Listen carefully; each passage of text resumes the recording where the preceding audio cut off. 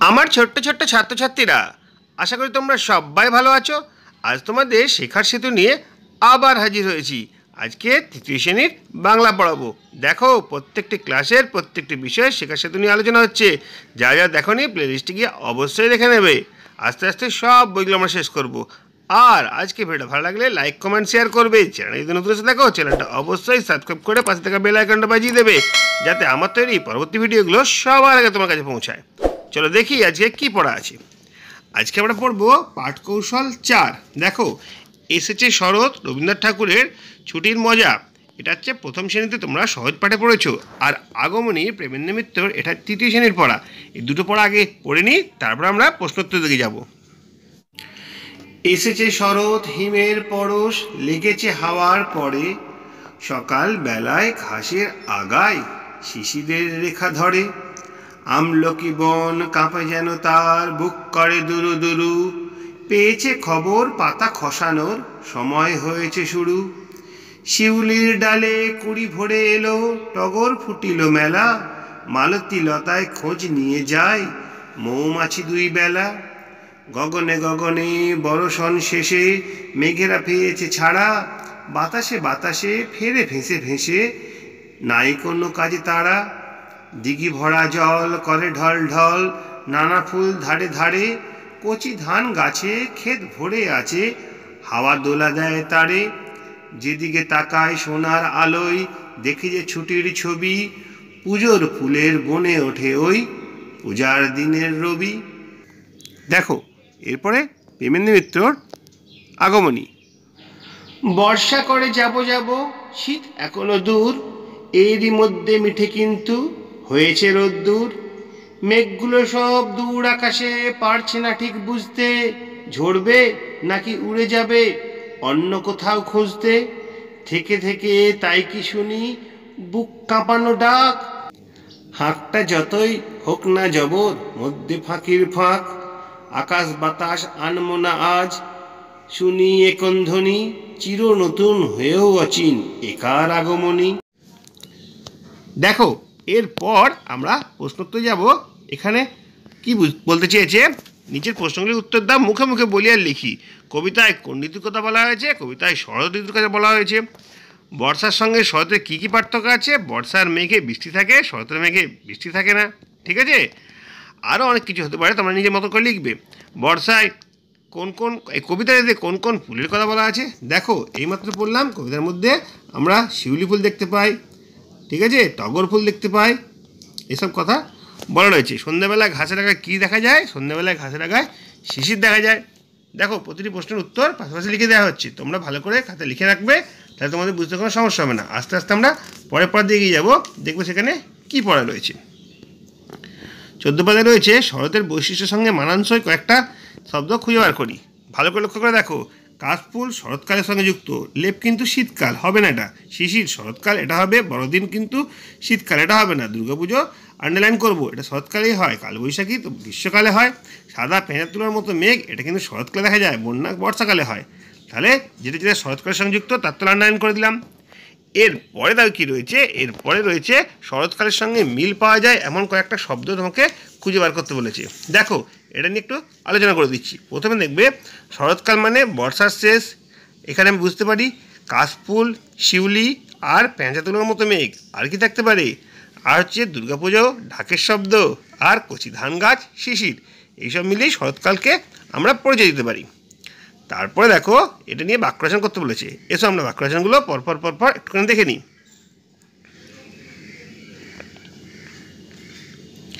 এরপরে নিচে দেখো, ঠিক ঘরে ঠিক শব্দ বসাই। আমলকি, শিশির, মালতী, দুর্গাপুজো, কাশফুল, ঈদ, শিউলি। যেগুলো ফুল সেগুলো ফুলের ঘরে বসানো হয়েছে। যেগুলো উৎসব, ঈদ আর দুর্গাপুজো, উৎসবের ঘরে বসানো হয়েছে। পরিবেশটা শিশিরের মধ্যে পড়ে, শিশিরের ঘরে বসানো হয়েছে। আর আমলকি হচ্ছে ফল। ঠিক আছে? এইভাবে খুব সহজেই এটা আমরা করে নিতে পারলাম। তারপরে দেখি কী রয়েছে, তোমার সবচেয়ে প্রিয় ঋতু সম্পর্কে 3-4টে বাক্য লিখি। দেখো, এটা কিন্তু খুব ভালো একটা বিষয়, খুব ভালো করে এখানে লিখে দেওয়া হয়েছে, তোমরা ভালো করে পড়ে নেবে। আমার প্রিয় ঋতু কি? আমার প্রিয় ঋতুর নাম হতে পারে শরৎকাল। এইমাত্র পড়লাম। কেন প্রিয় ঋতু? কারণ এই সময় বর্ষা শেষ হয়ে যায়, আকাশে পেঁচাতুলোর মতো মেঘ উড়ে বেড়ায়, প্রকৃতি খুবই সুন্দর মনোরম দৃশ্য হয়। এখানে কী কী ফুল পাওয়া যায়? এখানে শিউলি ফুল, কাশফুল পাওয়া যায়। এখানে কী ফল পাওয়া যায়? এমাত্র বললাম আমলকি ফল পাওয়া যায়। দেখো এরকমভাবে লিখতে পারো, তোমাদের লিখে দিলাম, তোমরা অন্যভাবেও লিখতে পারো, কোনো সমস্যা নেই, কিন্তু তোমাদের এরকম প্রশ্ন তৈরি করে রাখা অবশ্যই দরকার। এরপর আমরা পরের দিকে চলে যাই। কী আছে? বাদল দিনে। দেখো এটা প্রথম শ্রেণী নয়, এটা দ্বিতীয় শ্রেণী, পূর্ণলতা চক্রবর্তীর লেখা একটা গল্প। যে গল্পটা আমরা পড়েছি, গল্পটা পড়ার পর সেখান থেকে আমরা কিছু প্রশ্নোত্তর আছে সেটা নিয়ে আলোচনা করব। আর এদিকে দেখো তৃতীয় শ্রেণীর সাথী অবনীন্দ্রনাথ ঠাকুরের লেখা আর নবনীন্দ্র দেব সেনের লেখা মন কেমনের গল্প, এগুলো পড়েছি আমরা, এগুলো নিয়েও কিছু আলোচনা করব। চলো দেখে নিই, এখানে পরপর বেশ কিছু প্রশ্ন আছে, সেই প্রশ্নগুলোর উত্তর কী হবে আর তার কীভাবে করা হয়েছে সেগুলো আমরা বুঝব। 15 পাতায় 1-এর 3টে প্রশ্ন আছে। ক, খ, গ। এমন বিচ্ছিরি দিনে তোর গান পায় দিদি, আমার তো কান্না পায়। বাদলা দিনে কার গান পায়, কার কান্না পায়? যদি তোমরা কবিতাটা এই গল্পটা ঠিকমতোভাবে পড়ে থাকো তাহলে দেখতে হবে এখানে লেখা রয়েছে গল্পের মধ্যে বিনার গান পায় আর মিনার কান্না পায়। ঠিক আছে? আচ্ছা, মিনার ছোটো ভাইয়ের নাম কি? মিনার ছোটো ভাইয়ের নাম হচ্ছে নন্দ। ঝমঝম করে বৃষ্টি নামলে সে কী করে? সে হাততালি দিয়ে বলে, কী মজা, আজ স্কুল যেতে হবে না, আই বৃষ্টি এনে বিস্কুট দেবো নেমে। আচ্ছা, তারপরে কি আছে? বিনা গুনগুন করে কোন গান গাইছিল? বিনা গুনগুন করে সকালবেলা বাদল আধারে এই গানটা গাইছিল। দেখো পরপর 3টে প্রশ্ন তোমাদের সামনে হাজির করলাম, তার উত্তরগুলো বলে দেওয়া হলো। এরপরে দেখি কী আছে। মা কি রান্না করছিল? দেখো মা রান্না করছিল খিচুড়ি, আলু ভাজা, ডিমের বড়া। আচ্ছা, সামনের রাস্তার ধারে ধুলোমাখা রোদে পড়া গাছটা বৃষ্টির জল পড়ে কেমন হয়েছে? বৃষ্টির জল পড়ে যেন স্নান করে তরতাজা হয়েছে এরকমই মনে হচ্ছে। তারপরে বর্ষার কোন ফুলের গল্প তুমি পেলে? বর্ষায় আমরা কদম ফুলের কথা এখানে পাঠ্যের মধ্যে খুঁজে পেলাম। আর কী কী ফুল হতে পারে? দোলন চাপা, শাপলা, কামিনী, দোপাটি, এরকম ফুল হতে পারে। ঠিক আছে? এরপরে দেখো, বৃষ্টির দিনে তোমার কেমন ইচ্ছে করে, এটা নিয়ে 4-5টা বাক্য লেখো। চলো এটা আমরা ভালো করে একটুখানি বুঝে নিচ্ছি। বর্ষার দিনে আমার ঘরে থাকতে ইচ্ছে করে না, বৃষ্টিতে ভিজতে ইচ্ছে করে, মনের মতো গান করতে ইচ্ছে করে, কাগজের নৌকা বানিয়ে জলে ভাসিয়ে দিতে ইচ্ছে করে, মায়ের তৈরি গরম গরম খিচুড়ি খেতে ইচ্ছে করে।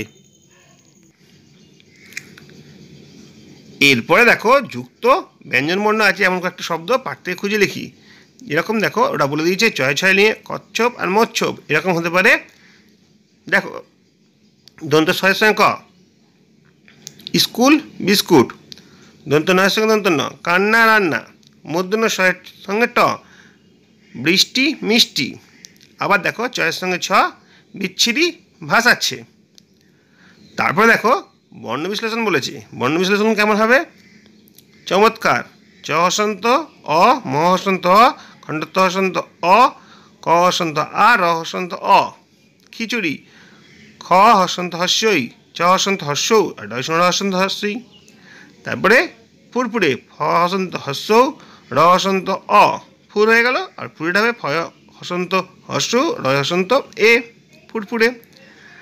তারপরে কাদা মাখা, দেখো ক হসন্ত আ, দ হসন্ত আ, ম হসন্ত আ, খ হসন্ত আ, সবকটা পরপর এখানে বলে দিলাম। আশা করি তোমাদের বুঝতে কোনো সমস্যা নেই। এরপরে দেখি 16 পাতা শেষে আমরা 17 পাতা দিয়ে এগিয়ে যাবো। ওখানে কী প্রশ্ন আছে, তার উত্তরগুলি বা কীভাবে করতে হবে। দেখো নাম বলতে যেমন বোঝায় তার তলায় দাগ দিতে হবে। যেমন প্রথমটা হচ্ছে কদম ফুল, তারপরটা হবে মিনা বিনা। তারপরটা কাজ বলতে কী বোঝায় সেটা তাহলে দাগ দিতে হবে। প্রথমটা হবে মা স্টোভে তাড়াতাড়ি রান্না চাপালেন, চাপালেন একটা কাজ করা, চাপালের তলায় দাগ হবে। নন্দ কাগজের নৌকা জলে ভাসাচ্ছে, ভাসাচ্ছে তলায় দাগ হবে। আর গল্পের ছোট্ট মেয়েটি গভীর বনে পথ হারিয়ে ফেললো, দেখো হারিয়ে ফেললো, এর তলায় দাগ দিতে হবে। এগুলো হচ্ছে কাজ বোঝাচ্ছে। তারপরে দেখো পাঠটি থেকে 3টি ধনাত্মক শব্দ খুঁজে নিয়ে লেখো। দেখো ধনাত্মক শব্দ মানে একই শব্দ দুবার করে লেখা হয়েছে, দেখার শব্দ তৈরি হয়েছে। যেমন টিপ টিপ, খিলখিল, চিকচিক আর ফুরফুর হলো। এরপরে 7 প্রশ্ন আর 8 প্রশ্ন দেখে নেবো। দেখো 7 প্রশ্নটা কি আছে? 7 প্রশ্নটা তোমাদের বাক্য রচনা করতে বলেছে। মৃত্যু, দেখো আমি আমার মতো করছি, তোমরা তোমার মতো করে নেবে। মৃত্যু, জন্ম মৃত্যু জীবনেরই অঙ্গ। বৃষ্টি, বৃষ্টির জল সব তরতাজা হয়ে উঠলো। শিশুরা বিস্কুট খেতে পছন্দ করে। তারপর হচ্ছে গল্প, রূপকথার গল্প শুনতে খুব ভালো লাগে। তারপর হচ্ছে স্কুল ছুটির পর সকলেই আনন্দে মেতে ওঠে। তারপরে দেখো এই প্রশ্নটা খুবই গুরুত্বপূর্ণ প্রশ্ন। জল আর মেঘ শব্দটি কখনো বাক্যের প্রথমে, কখনো বাক্যের মাঝে, কখনো বাক্যের শেষে ব্যবহার করতে হবে। প্রথমে জল দিয়ে বলছি, দেখো জলের অপর নাম জীবন। বৃষ্টির জল চাষের জন্য দরকারি, আর পৃথিবীর 1 ভাগ স্থল 3 ভাগ জল। জলটা প্রথমে আছে, জলটা মাঝে আছে, জলটা শেষে আছে। এরকমভাবে মেঘটাও করে নেবো। মেঘ থেকে বৃষ্টি হয়, কালো মেঘ আকাশ ছেয়ে গেল, আর ঈশান কোণে জমেছে মেঘ, কালো মেঘ। ঠিক আছে, দেখো মেঘটা প্রথমে, মেঘটা মাঝে, আর মেঘটা শেষকালে রয়েছে। এরকমভাবেই পড়াটা আমরা করে নিলাম। এরপরে পড়ার দিকে আমরা এগিয়ে যাই। এরপরে কী রয়েছে দেখো, 12 মাসে সুভাষ ক্লাস 2তে আমরা পড়েছি সুভাষ মুখোপাধ্যায়ের লেখা 12 মাসের কবিতাটা, আর আগমনী প্রেমেন্দ্র মিত্রের লেখা। এই দুটো আমরা পড়ে নিচ্ছি, তারপরে আমরা প্রশ্নোত্তর দিকে ঢুকে যাব।